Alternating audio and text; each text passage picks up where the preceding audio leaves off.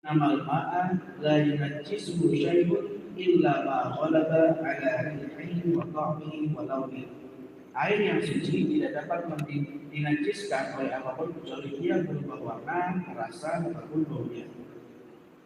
Kalimat at-tahur artinya suci pada dirinya dan ia dapat mensucikan untuk yang lain. Dua, benda cair yang suci.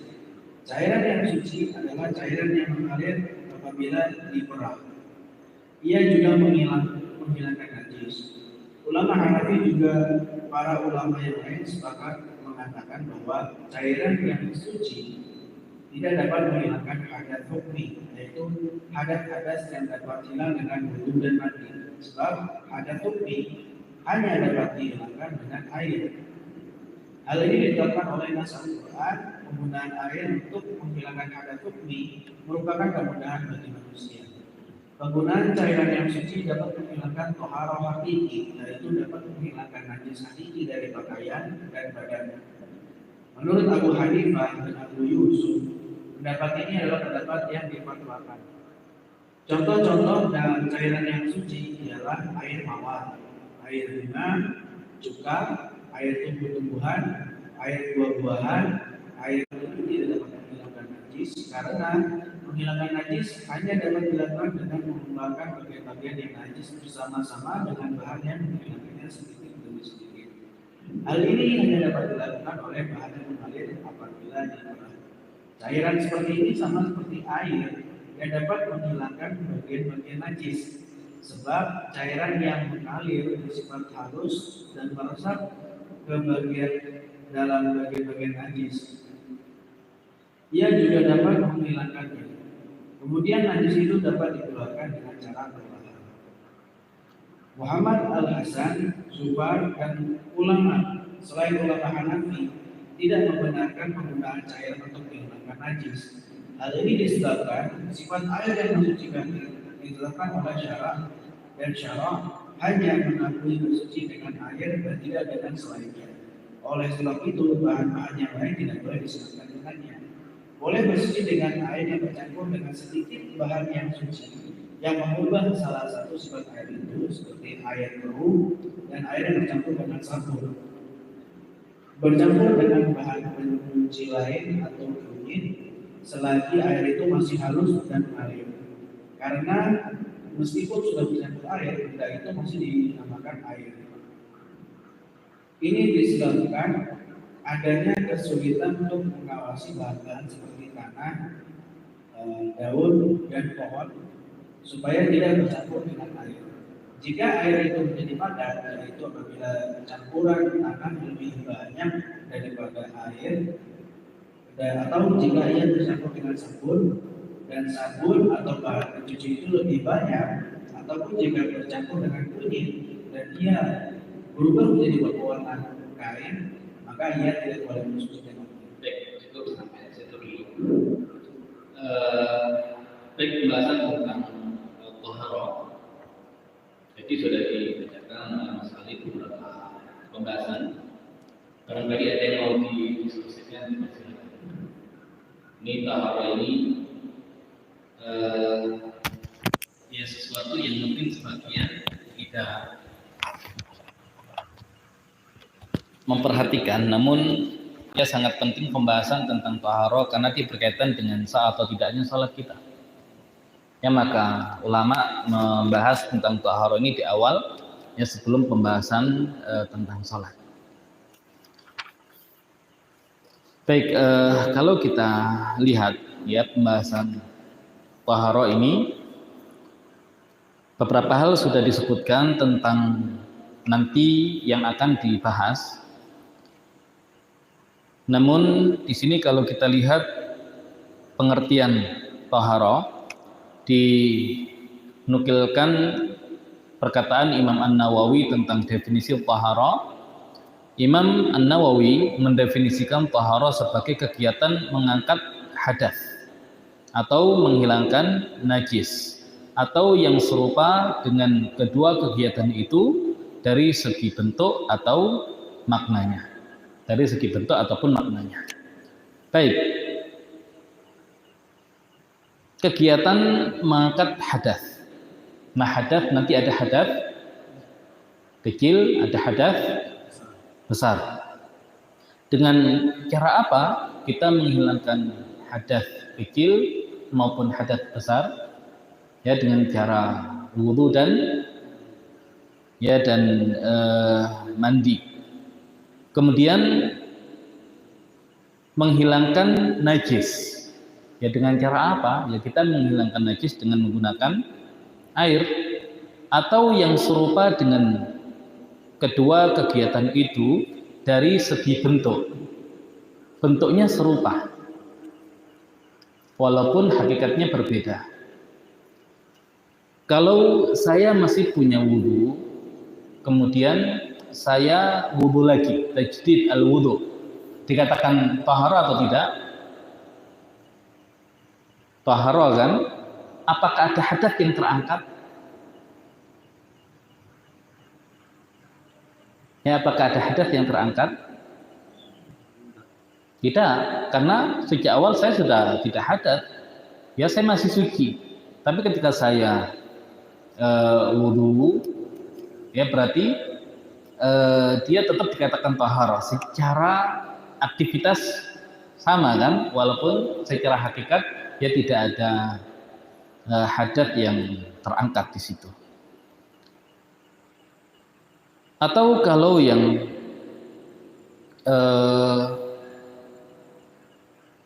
setara menghilangkan, antum tahu istinja? Istinja itu menghilangkan najis atau tidak? Ya, ini ulama berbeda pendapat ya. Tapi kalau dalam mazhab Syafi'i, istinja itu yang itu istijmar ya, bukan dengan air ya.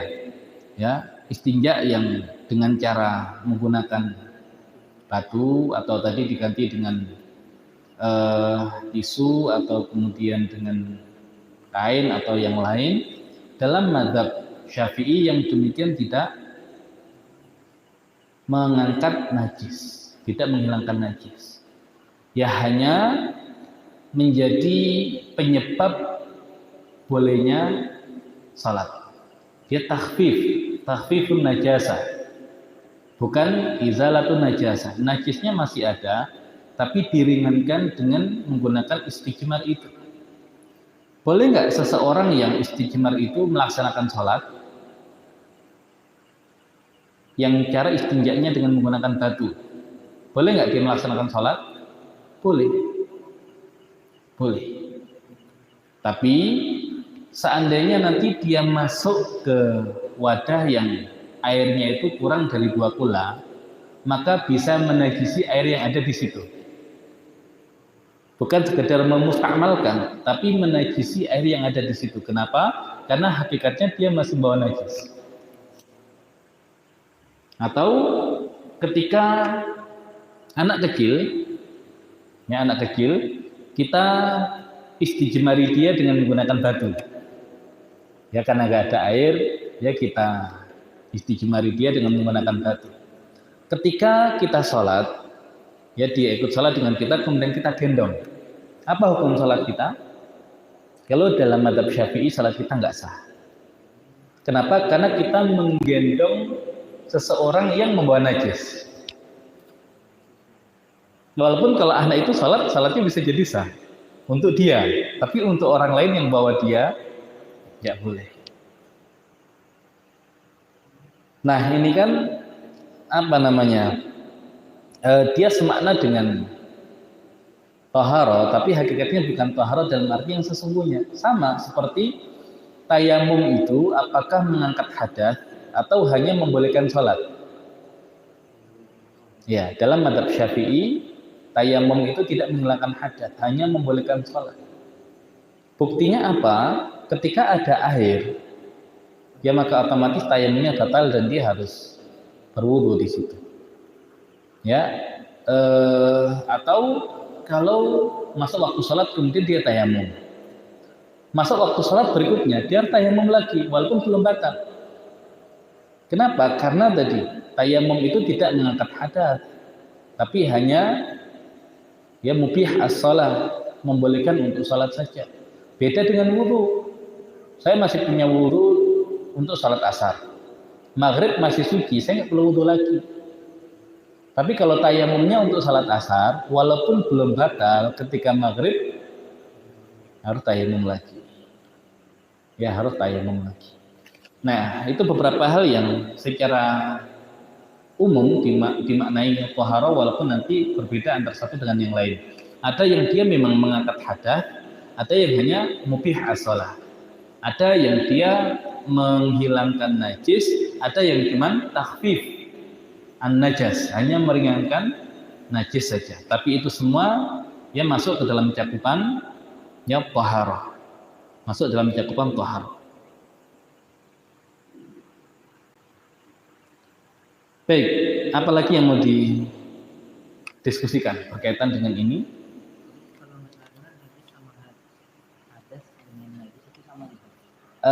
Enggak ada hadas, ada najas. Hadas itu sesuatu yang bersifat maknawi. Hadas, ya hadas, yang hadas itu nanti cara menghilangkannya ya wudu atau mandi. Dia seperti sesuatu yang melekat pada tubuh, walaupun tidak bersifat hissi ya, tidak ada wujudnya. Ya, tapi dia sesuatu yang melekat pada tubuh yang menghalangi seseorang untuk melaksanakan sholat. Yang cara menghilangkannya ya tadi dengan wudu kalau hadas kecil dan mandi untuk hadas besar. Tapi kalau najis dia ada wujudnya, ya dia ada wujudnya. Dan cara menghilangkan najis ya tadi dengan beberapa cara yang dijelaskan oleh para ulama untuk menghilangkan najis, walaupun nanti masing-masing mazhab punya cara yang berbeda antara satu dengan yang lain. Tadi ketika Mas Alif baca at-tahur syatrul iman, di situ tulisannya at-tahur syatrul iman. Bedanya tahur dengan tuhur apa? Satu di fathah, satu di dhammah. Bedanya apa?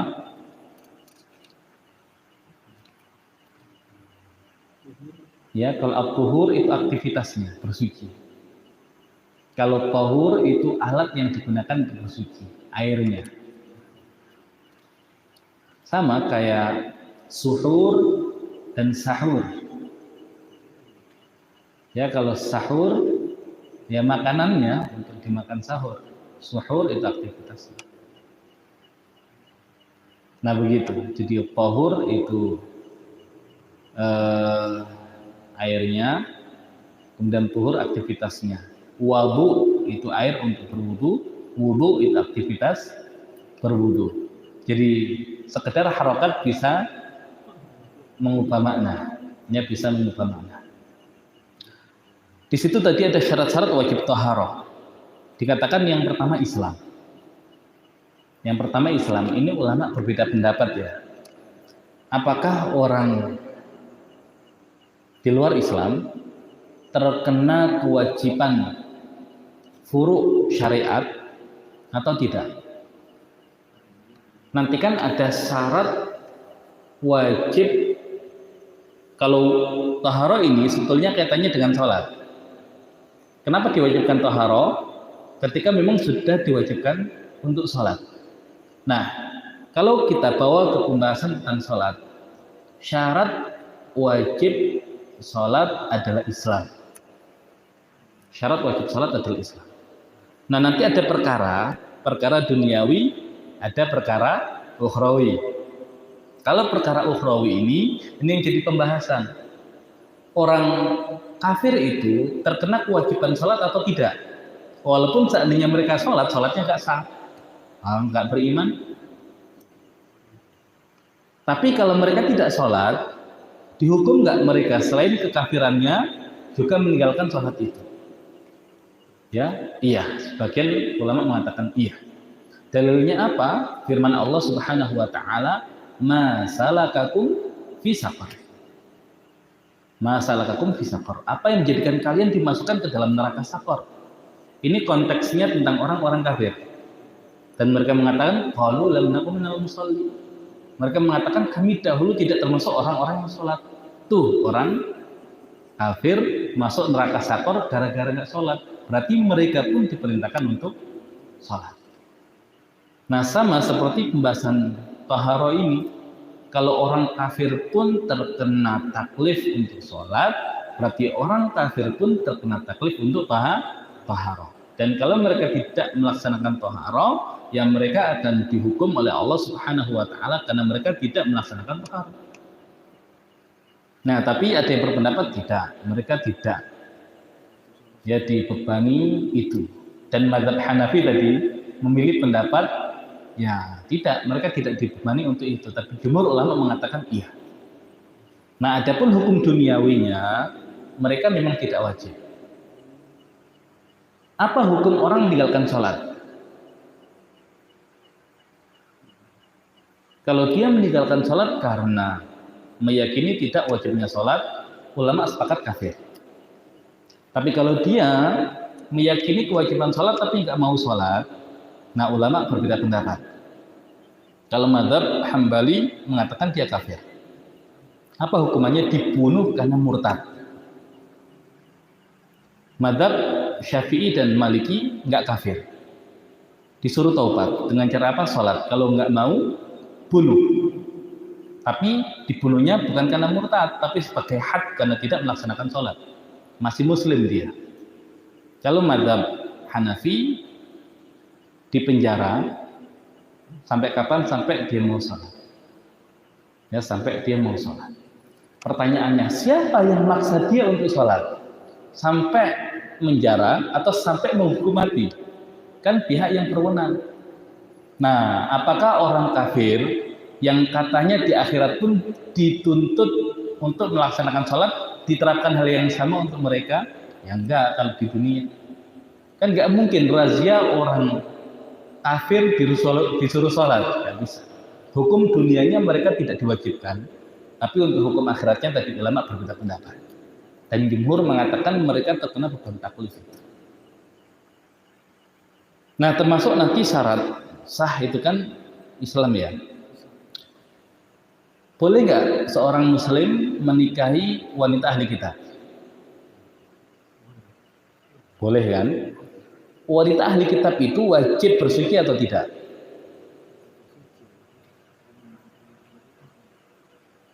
Wajib bersuci atau tidak? Ya kalau kita ikut pendapat yang mengatakan ya mereka ini tidak terkena kewajiban sholat, ya mereka tidak wajib bersuci kan? Bersuci itu kan membutuhkan niat. Nah mereka tidak wajib bersuci. Tapi seandainya mereka bersih dari haid, kemudian belum mandi, boleh tidak suaminya menggauli mereka? Nggak boleh, harus mandi dulu. Nah walaupun dalam hal ini dia tidak Islam, kalau untuk berhubungan suami istri maka dia wajib mandi dulu. Karena hukumnya itu tidak berkaitan dengan dia, tapi berkaitan dengan suaminya. Ya bisa dipahami, dia tidak Islam, tapi dalam satu kondisi kadang terkena kewajiban mandi atau taharah. Kenapa? Terkait dengan hukum suaminya. Ya selama dia tidak mandi ya tidak mungkin suaminya bisa menggauli dia. Nah begitu. Nah itu berkaitan dengan ya Islam ya, berkaitan dengan Islam. Nah termasuk tadi ketika ada orang di luar Islam kemudian masuk Islam. Jadi di usia 25 tahun masuk Islam. Dan baliknya kalau kita ikut pendapat yang 15 ya, bukan yang 18. Ya, yang 15 berarti 10 tahun dia balik dalam keadaan kufur. Berarti kan dia tidak sholat. Tidak taharah, tidak sholat. Nah ketika dia masuk Islam, apakah dia terkena kewajiban mengqadha sholat yang selama ini tidak dia lakukan?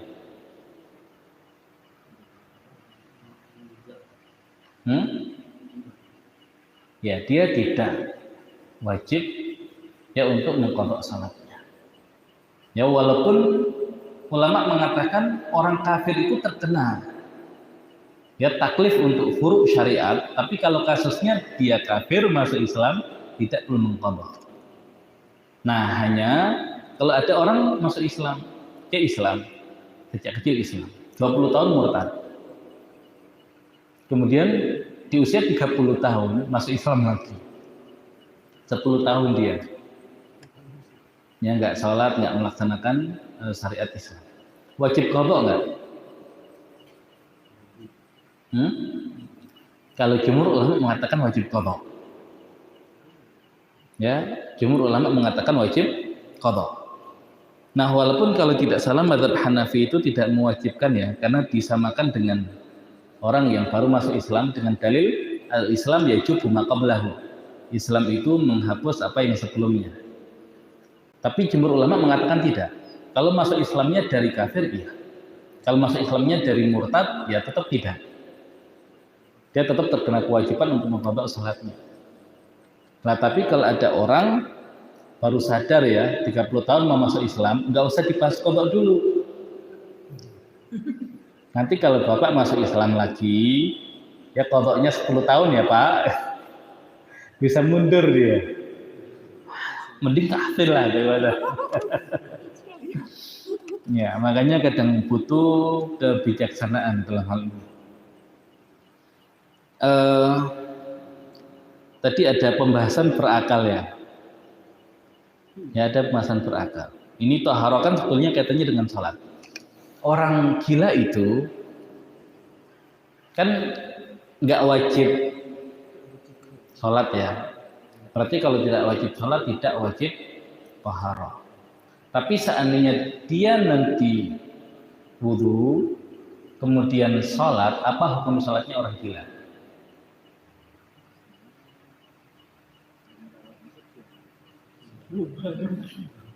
Ya, apa hukum sholatnya orang gila?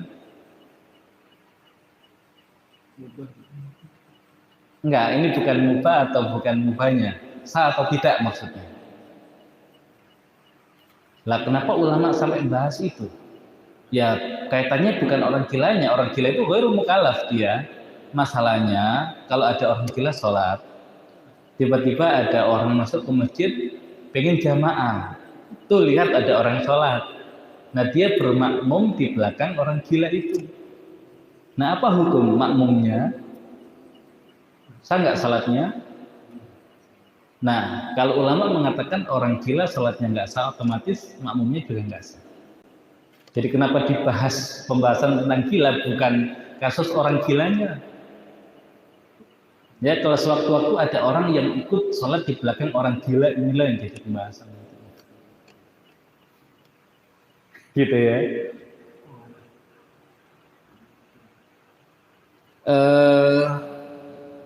Kemudian ada pembahasan tentang balik. Ya, tentang balik. Anak yang belum balik, mumayyiz ya. Dia kan belum wajib sholat. Ya, tapi sah nggak sholatnya? Kalau orang gila kan nggak wajib sholat dan nggak sah sholatnya. Nah, jadi syarat wajib sama syarat sahnya itu nggak ada di orang gila. Kalau anak yang belum balik tapi sudah masuk fase mumayyiz, kan dia tidak wajib sholat. Sah kan sholatnya ya? Sah kan? Dalilnya apa kalau sholatnya sah?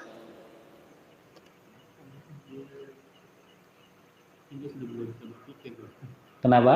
Dia kan belum bisa mulai berpikir, mulai akal di jalan.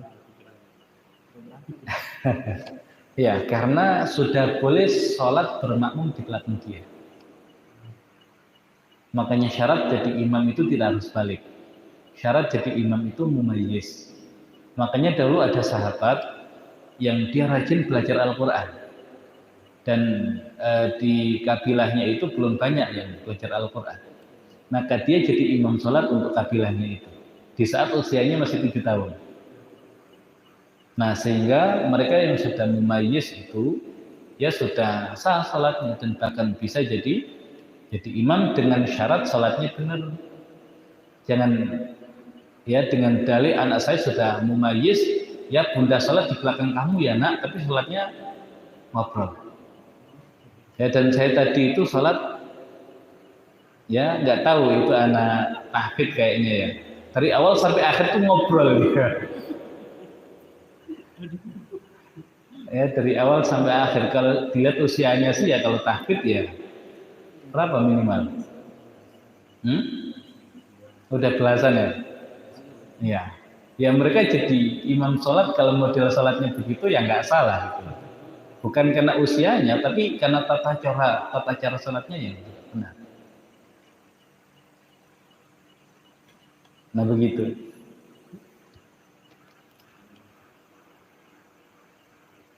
Nah kemudian berhenti darah haid dan nifas. Berarti kalau masih haid, masih nifas, ya tidak wajib ya, belum wajib untuk taharah. Masuknya waktu. Kalau masuknya waktu wajib. Ya kenapa wajib? Ya sebetulnya kaitannya dengan kebutuhan sholat. Ya kaitannya dengan kebutuhan sholat. Tidak tidur, tidak lupa.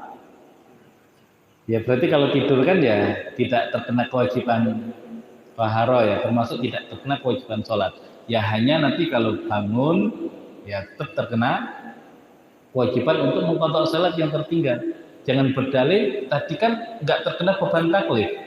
Nah kalau nggak terkena beban taklif ya sudah berarti nggak ada kewajiban sholat. Enggak, tetap ya harus diqadha. Termasuk ketika seseorang lupa atau tidak dipaksa. Ya maksudnya begini. Ya, ada seseorang maksa orang lain.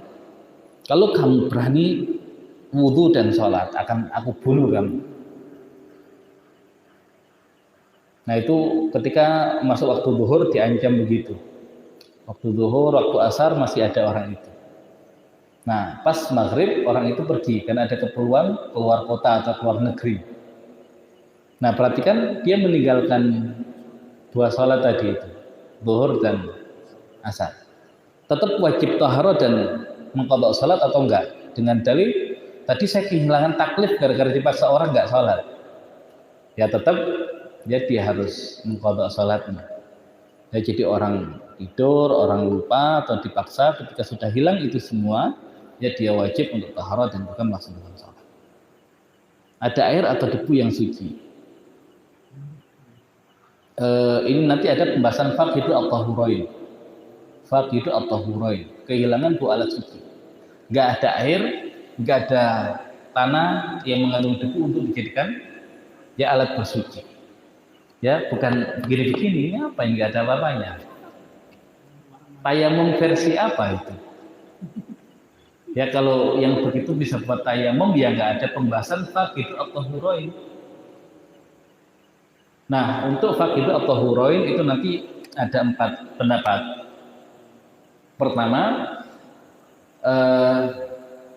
dia sholat, ya dalam kondisi tidak perlu bersuci karena tidak ada alat bersuci, ya dan dia tidak perlu mengqadha karena sudah sholat. Ada yang mengatakan ya sholat tidak perlu bersuci karena tidak ada alat untuk bersuci, tapi dia nanti wajib qadha ketika sudah alat bersuci. Ada yang mengatakan ya nggak usah sholat. Kapan sholatnya? Nanti ketika sudah mendapatkan alat yang bersuci. Ada yang mengatakan nggak usah sholat dan nggak usah diqadha. Ya karena saat itu kehilangan taklif. Dan kalau sudah kehilangan taklif, kayak orang gila kan, kalau sudah gila kan nggak wajib mengqadha sholatnya. Cuman kalau kita ikut pendapat yang keempat, emang kita gila. Yang kita gila. Baik, tadi ada pembahasan jenis-jenis alat untuk taharah. Di Al-Quran Allah Subhanahu Wa Taala berfirman, wa anzalna minas sama'i ma'an tahura, dan kami turunkan dari langit itu air yang tahur. Kalau terjemahannya yang sangat bersih. Memang secara bahasa tahur itu artinya sangat bersih, sangat suci. Kadib pembohong. Kadzub ya benar-benar pembohong. Ya makanya setan itu yang mengabarkan kepada Abu Hurairah ya peristiwa ketika Abu Hurairah diminta Nabi untuk menjaga harta muslimin ya. Kemudian dia mengatakan ya agar tidak diganggu setan baca ayat kursi. Nah kemudian disampaikan kepada Nabi, Nabi mengatakan shadaqa wa huwa kadzub. Benar, tapi dia adalah seorang pembohong, ya kadzub. Sopir itu sabar, sopur itu benar-benar sabar. Nah hanya tahur di sini kan Allah gunakan untuk mensifati air. Dan di ayat yang lain Allah Subhanahu wa taala berfirman, "Wa anzalna minas sama'i ma'an liyutahhirakum bih." Dan kami turunkan dari langit air yang dengan air itu kalian bersuci. Dan Allah Subhanahu wa taala tidak mensifati benda-benda yang lain dengan sifat tahur. Dan hanya Allah gunakan untuk air. Dan untuk air ini pun Allah mengatakan liyutahhirakum bih, ya agar kalian bisa bersuci dengannya. Nah, sehingga dari sini ulama berbeda pendapat. Kalau begitu makna tahur itu apa? Benar-benar suci atau suci mensucikan? Ya, kalau dia diartikan suci mensucikan, berarti hanya air yang bisa digunakan untuk bersuci. Tapi kalau air ini adalah sekedar sangat suci, berarti benda-benda cair yang lain yang juga suci bisa digunakan untuk bersuci. Madzhab Hanafi memilih pendapat yang bisa digunakan untuk bersuci bukan hanya air, tapi benda-benda cair yang lain bisa digunakan untuk bersuci. Kenapa? Karena memaknai tahur itu bukan suci mensucikan, tapi tahur itu sangat suci. Berarti asal benda suci bisa digunakan bersuci. Dalilnya apa? Ya dalilnya minuman untuk penghuni surga. Wasaqahum rabbuhum syaraban tahura. Dan kami berikan minum kepada mereka penghuni surga itu syaraban tahura, minuman yang tahur. Kira-kira minuman itu butuh nggak suci mensucikan? Antum kalau minum minuman, oh ini minuman suci mensucikan, atau sekedar minuman yang suci? Ya sekedar minuman yang suci kan? Oh kalau begitu, ya tahur itu ya bukan suci mensucikan. Ya berarti sekedar suci. Ini dalilnya madzhab Hanafi. Tapi kalau jumhur mengatakan tidak. Pertama Allah mengatakan liyutahhirakum bi, agar kalian bersuci dengannya. Oh berarti tahur itu yutahhir ghairahu, mensucikan yang lain. Juga hadits Nabi Muhammad SAW yang diberikan 5 keistimewaan yang tidak diberikan kepada yang lain. Salah satunya wa ju'ilat liyal ardu masjidan wa tahura, dan dijadikan untukku ya semua bagian bumi itu masjidan, sebagai masjid. Artinya apa? Umat sebelum Islam ketika mereka sholat itu harus di tempat ibadahnya. Makanya tuh nggak dapat di orang Kristen itu berdoanya pinggir jalan. Ya harus ke gereja. Atau kemudian orang Yahudi ya selalu di tempat ibadahnya. Tapi umat Islam ya boleh nggak sholat di pinggir jalan? Boleh. Boleh nggak sholat di tengah jalan? Nggak boleh. Ketabrak. Iya, kan beda sah dengan boleh. Ya sah nggak sholat di tengah jalan? Sah. Boleh nggak? Ya nggak boleh kalau jalannya ramai, mengganggu orang atau ditabrak orang. Nah berarti kan menjadi keistimewaan umat Islam itu di semua bagian bumi itu menjadi masjid. Termasuk kata tahur. Kalau tahur diartikan suci, ya semua bagian bumi juga suci bagi umat yang lain. Tapi bedanya apa? Ini syariat tayamum untuk umat Islam yang tidak berlaku untuk umat yang lain. Nah, berarti di situ makna tahur adalah suci mensucikan. Bisa dipahami? Nah, itu perbedaan jumhur ulama dengan mazhab Hanafi. Nah, di sini ini alat-alat bersuci menurut mazhab Hanafi. Nanti kita bahas panjang, ini mazhab Hanafi semua. Nah, mazhab-mazhab yang lain nanti belakangan. Nah, karena kitab ini banyak, bisa jadi ini kalau ngajinya nggak utuh, katanya dulu boleh. Iya, tapi itu mazhab Hanafi. Anda itu datangnya di pembahasan mazhab Hanafi. Nah, tidak datang di pembahasan mazhab Syafi'i. Nah, itu pun tidak semuanya pembahasan mazhab Hanafi Anda. Nah, itu bahaya kalau ngaji setengah-setengah. Ya, jadi belum tuntas, ya diambil kesimpulan dan itu beda mazhab ternyata. Nah, ya kalau nggak talfik, kalau talfik seperti yang dulu kita bahas, ya bisa repot urusan. Nah, termasuk air mustakmal, ini kayaknya kekhususan mazhab Syafi'i. Ya adanya air mustakmal. Tahu air mustakmal? Ya, air yang digunakan untuk bersuci. Ya, tapi sebetulnya tidak mutlak bersuci. Contohnya begini. Antum wudhu itu kan nanti disunahkan 3 kali ya basuhannya. Nah, di basuhan pertama antum tidak tampung. Di basuhan kedua ketika antum tampung. Nah, tampungan air wudhu untuk basuhan yang kedua dan ketiga mustakmal atau tidak? Enggak, dia tidak mustakmal. Ya, karena dia tidak mengangkat hadas. Ya, dia tidak mengangkat hadas. Ya. Atau antum ketika tajdid al-wudu itu juga kan tidak mengangkat hadas. Berarti hakikatnya ya belum digunakan untuk mengangkat hadas dia. Nah, anak kecil memayis lah, dia ingin sholat. Ketika dia wudu, ya airnya ditampung, mustakmal atau tidak?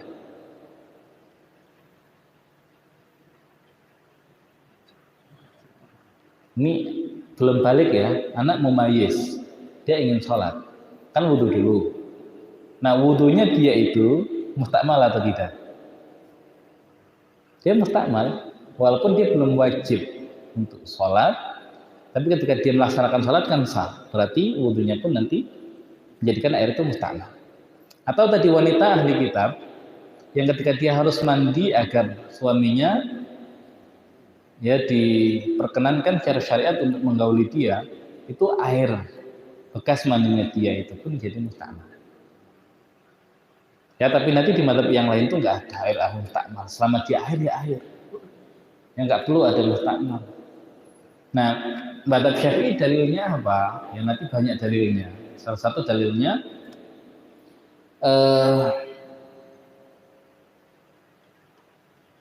ya larangan untuk mandi di air yang menggenang itu. Bukan, musyamas kan dijemur. Ya, air yang menggenang. Salah satu sebabnya yaitu menjadikan air itu mustakmal ketika kurang dari 2 gelas. Makanya disuruh nyidup, nggak boleh nyebur di situ. Dan juga di zaman Nabi itu kan air mahal, belinya ke Yahudi. Ya, atau jarang lah air itu. Nah, seandainya air itu tidak ada hukum mustakmal, ya kan bisa ditampung. Tapi adakah sahabat yang menampung air bekas wudunya? Tidak ada. Nah, berarti menunjukkan ya air itu kalau sudah digunakan untuk bersuci ya jadi mustakmal. Tapi di mazhab yang lain tidak. Ya, di mazhab yang lain tidak.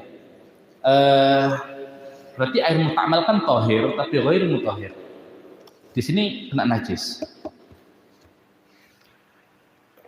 Antum bersihkan pakai bensin. Ya, pakai bensin ya. Hilang kan? Suci atau najis?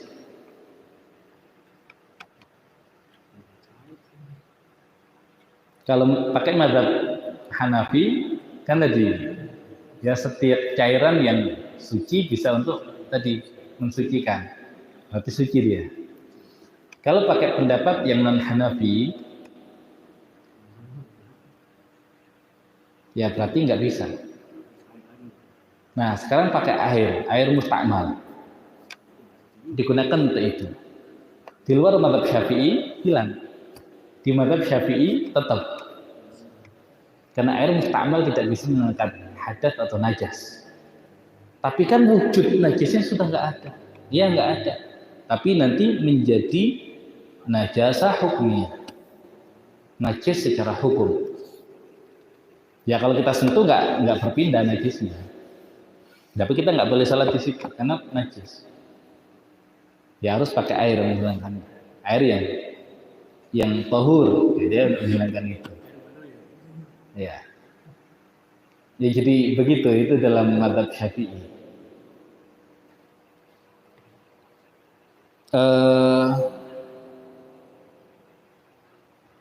Kalau tadi dikatakan di sini kan muntahan bayi itu kan najis ya.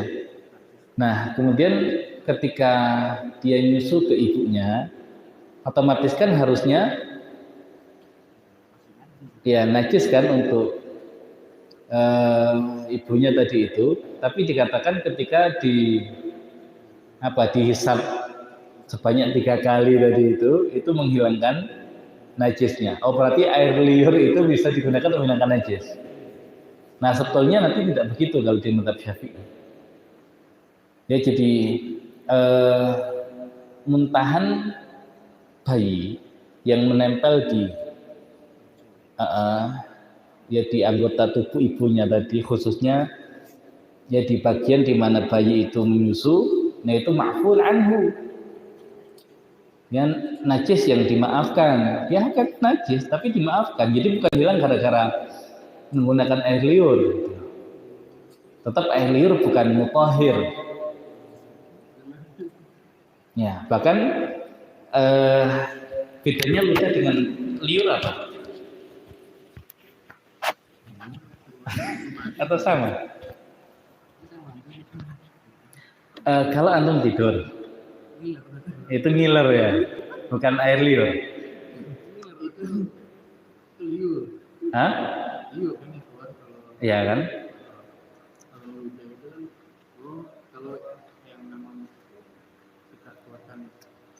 Iya, itu ludah kan? Ya. Ya, kalau ludah itu najis nggak? Enggak. Air iler sebagian ulama mengatakan najis. Kenapa? Karena dia berasal dari dalam. Ya walaupun harus diteliti, benar nggak air iler itu berasal dari dalam? Ya kalau ludah kan nggak bau. Kalau ngiler kan bau, berarti itu dari dalam. Ya, tapi itu pendapat ulama dulu. Kalau sekarang sudah dibuktikan. Tapi ada pendapat yang mengatakan iler itu najis.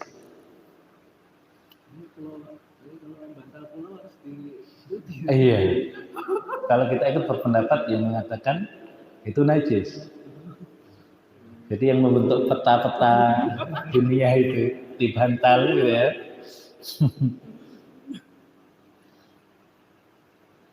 Nah ini nanti akan banyak sebetulnya. Ya termasuk menggosok itu bisa menghilangkan najis atau tidak. Ini kan nanti ada menggosok. Ya mengusap yang dapat menghilangkan najis. Diusap. Ya benar nggak mengusap itu bisa menghilangkan najis. Tapi ini versi mazhab Hanafi ya.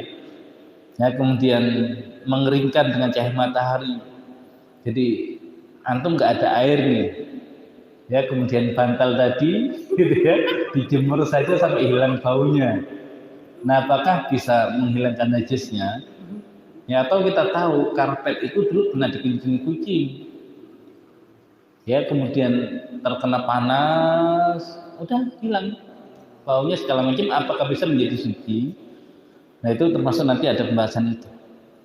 Nah termasuk pakaian yang panjang yang menjulur itu tadi. Tapi itu kan nanti ada ininya ya kalau di hadits Nabi. Nah kemudian ada macam-macam nih, ada menyingkirkan, ya ada mengeruk, yang ngorek-ngorek itu. Jadi dikorek-korek ketika dinempel itu bisa nggak menghilangkan najis? Ada istihala, ada menyamak. Nah itu nanti tidak semua madzhab itu sepakat dengan itu. Makanya nanti akan coba kita bedah satu persatu. Tapi karena ini baru dua ya yang dibaca tadi ya. Ya air mutlak meskipun air mustakmal. Ya di madzhab Syafi'i nggak bisa mutlak kok, mustakmal itu gimana? Mutlak itu ya air mustakmal. Ya tapi di sini ya mutlak tuh maksudnya ya walaupun mustakmal tapi tetap air. Makanya pembagian air di madzhab yang lain tuh air suci mensucikan, air najis. Kalau Syafi'i enggak, air suci mensucikan, air suci tapi tidak mensucikan, ya kemudian air najis. Yang mustakmal itu termasuk yang tadi, suci tapi tidak mensucikan. Atau air yang sudah dicampur dengan benda-benda yang lain yang menghilangkan nama air. Campur kopi ya jadi kopi, campur teh ya jadi teh, bukan air lagi.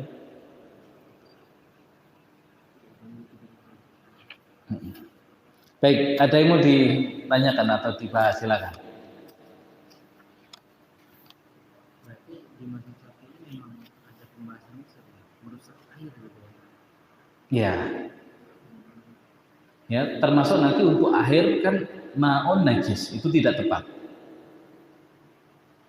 Ya, karena air itu nggak najis, tapi air itu mudah najis, terkena najis. Ya, najis, contohnya anjing kan najis. Kalau kita cuci 100 kali, jadi suci nggak dia? Ya enggak, karena zatnya najis.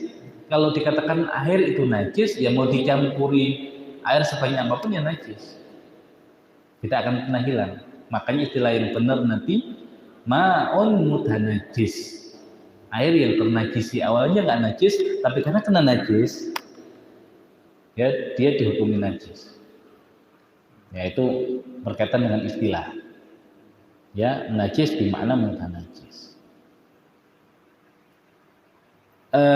Dan ini lagi-lagi bukan masalah fikih ya, ini masalah yang lain. Dikatakan ketika seorang ulama itu sedang kasyaf, gitu ya, dan bahkan apa namanya ini kadang jadi dalil juga. Itu kenapa itu kiai itu kok suka ngerokok ya? Gitu. Ya karena dia sedang kasyaf.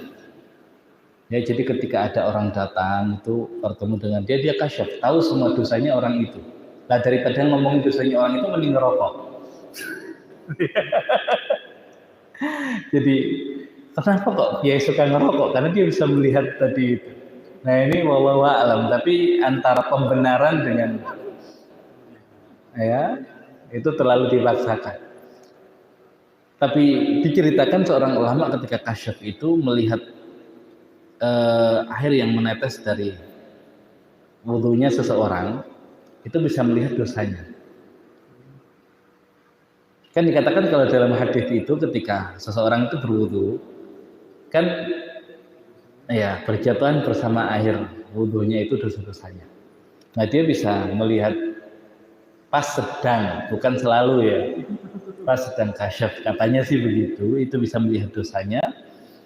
Nah, sehingga kalau kita kaitkan dengan konsep air mustakmal dalam madzhab Syafi'i, sudah digunakan untuk mengangkat dosa dia. Masa antum pakai lagi? Ya secara maknawi. Nah, sehingga tadi ada konsep mustakmal itu, walaupun ini bukan dalil fikih. Ini hanya menjadi penguat ya untuk ya satu konsep dalam madzhab Syafi'i. Ya termasuk yang tadi kata la masa dengan kata masa. Ya, yang dulu kita jelaskan kalau masa itu digunakan untuk satu yang bersifat maknawi. Makanya Maryam mengatakan walam yamsasni basar. Saya belum disentuh orang. Ya maksudnya bukan disentuh biasa, tapi sentuhan yang lain. Oh berarti kalau begitu la masa itu sentuhan biasa. Nah berarti aulamas tumunisa itu menyentuh dalam artian menyentuh biasa, itu membatalkan wudu. Karena tidak mungkin satu kata di Al-Quran digunakan untuk satu yang sama ketika redaksinya berbeda. Tapi yang sejak awal berpendapat bahwasanya nggak batal ya tetap nggak batal gitu ya. Ya silakan sih, itu kan secara fikih kan. Ini kan bukan dalil fikih, tapi hanya penguat saja. Ya hanya penguat saja. Baik, ada yang lain? Ya 5 menit sebelum jam 9. Nanti ada pembahasan ini. Kan kalau mandi itu kan yang dulu baru sabun gitu. Mm-mm. Nah, kalau campur itu artinya langsung airnya dulu, berarti rusak air itu. Ya. Maka pilihannya kalau mandi, ketika antum pakai sabun dulu, sabun berarti nanti harus antum pastikan di bilasan terakhir itu adalah bilasan yang tidak bercampur dengan sabun. Tapi kalau airnya campur dengan sabun sejak awal sampai akhir, ya dalam mazhab Syafi'i tidak mengangkat hadas. Karena dia thahir tapi ghairu mutahhir. Maka pilihannya ya bisa opsinya antum guyurkan dulu air yang tadi mutlak tadi itu sekali guyuran sehingga sudah secara hadas itu sudah hilang sebetulnya. Baru antum pakai sabun. Hah? Ya. Ini pembahasan mesin cuci. Hmm. Air dulu. Hmm. Jadi apa misalnya air dulu sampai menghilang, keluarkan. Ya. Baru air barunya ada sabun. Jadi begini, ini ada najisnya atau tidak? Kan kalau bajunya itu nggak ada najisnya, ya mau pakai sabun nggak pakai sabun kan ya nggak ada najis yang diangkat kan? Ya, tapi kalau masalahnya ini ada najisnya, nah berarti gimana caranya? Kalau seandainya dicampur sabun langsung, ya dicampur sabun langsung, najisnya hilang. Ya, tapi kan sebetulnya belum menghilangkan najis kan secara hukum kan?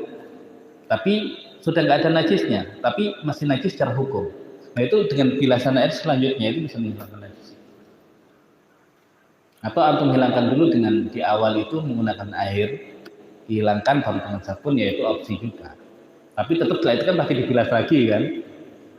Ya, jadi intinya mau pakai cara yang manapun, ya harus ada tadi air yang benar-benar air, yang tidak bercampur dengan apapun. Ya, jadi kalau dengan menggunakan air sabun tadi itu, ketika memang jirmnya itu, ya wujudnya entah ya ada berat dan apa, nah ketika itu sudah hilang, oh ini nggak ada baunya, nggak ada rasanya, nggak ada apa, itu benar-benar hilang. Ya tapi secara hukum tadi, ya di dalam mazhab Syafi'i begitu. Ini ada najis di sini di lantai. Kita pakai tisu kering nih. Kemudian kita pakai tisu basah. Udah, nggak ada kan? Masih najis nggak? Hukumnya iya. Nah, terus kita ya air secukupnya, udah kita lap, hilang nggak najisnya? Nah airnya itu kan bukankah kena hukum najis yang ada di situ? Berarti airnya jadi najis lagi tuh? Enggak, kalau najis hukmi dia enggak mengubah air jadi najis. Kalau sudah enggak ada wujudnya, tapi kalau masih ada bendanya ya dia menajisi air itu. Ya dia menajisi air itu. Tapi kalau sudah tidak ada wujud najisnya, nah hanya najis hukmi, nah dikasih air pun airnya enggak ada najis gara-gara kena itu. Dan bahkan airnya menghilangkan najis hukmi. Ya bisa dipahami. Kalau nggak begitu ya nggak ada selesainya antum nyuci di mesin cuci ini. Ya, antum ngasih air, hilang kan? Nah, berarti kan ketika airnya nggak sampai 2 kula, berarti kan jadi najis dan menajisi mesin cucinya. Kemudian antum kasih air lagi, ya tetap airnya kena najis lagi. Nggak pernah selesai kan? Makanya ada pembahasan tadi najis hukmi tadi itu. Ketika wujud najisnya sudah nggak ada, secara hukum masih najis, tapi ketika dikasih air yang baru, air ini tidak ternajisi dengan najis hukumnya itu dan bahkan menghilangkan yang najis hukumnya itu. Nah begitu. Ya, dia terkesan sepele, tapi kalau nggak dipahami jadi masalah. Ya, ternyata pakaian kita masih najis. Pantes ya sholat saya nggak ngefek apa-apa. Gitu kan? Kok nggak khusuk-khusuk ya bajumu najis. Nanti yang lain-lain lagi.